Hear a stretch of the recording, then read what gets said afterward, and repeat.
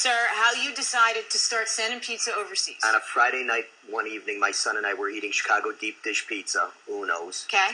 And best pizza on earth. Yeah. And he says, hey, Dad, do they have pizza at the war? It was on the TV. And I said, no, son, this is the best pizza in the world. And they're eating out of boxes, MREs. So he says, well, could we send some? And I said, well, I think we could do that. Master sergeants, they're just told to do something, and they do it. That's what our job is in the Air Force or the military. So I emailed General Patriots, and within 12 hours he answered and said, hey, let's have a pizza party. Only a master sergeant can do this. So I emailed Ethan at DHL, his CEO. How did you know Ethan? Well, I emailed a couple delivery companies. Okay. And we landed the best one because they're the only ones that go in war zones, DHL. Really, is that true? I'm in the Government and Defense Division, and it rolled to me 3 years ago.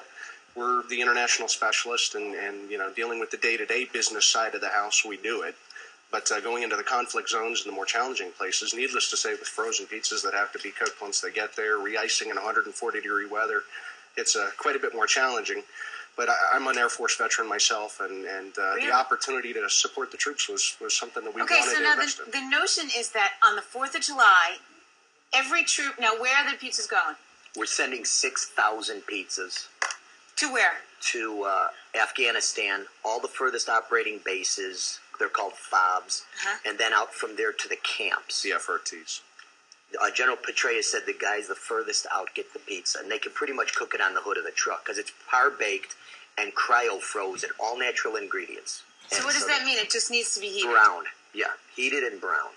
Once it gets there, it tastes just like you get it in the restaurant. I worked for DHL supporting in Iraq and Afghanistan throughout the CENTCOM region, and a couple of years ago, we actually had the opportunity to send 26,000 pizzas. And Mark and Pizza for Patriots are now in the Guinness World Book of Records for the single largest pizza party ever, and it was to troops in Iraq and Afghanistan. Yes. And are we looking to break the record this year? No, not yet. We want to do it, but it's going to take a lot of organizing. We hope to try it next year. So wait, this has been going on since July? 3 years. Our 3rd year anniversary, we've shipped 8 projects. We also have shipped to Korea. Oh, we do Super Bowl. We ship for Super Bowl is our next one. So the troops have pizza on the Super Bowl? Yes. Excellent. The DMZ of Korea, we've shipped to, and also in the Philippines. And we're so fortunate, I am, with this project, because people are offering, like, pizza companies and things to be part of it. So Domino's called me, and they said, hey, can we help you in Asia? Which, that helps a lot. They have stores there, so they're going to do the DMZ for us. And so that gives us more time and money and to ship Uno's from Chicago. And so they get deep dish, and we're so fortunate. It's the best pizza on earth, deep dish, you know. I know. New York likes thin. What kind do you like? But I just eat it. I'm Italian. I'll eat all of it. All you of it. put Yeah, mozzarella on anything, I'll eat it. So now you, this is the 3rd. Do you go overseas with the pizza?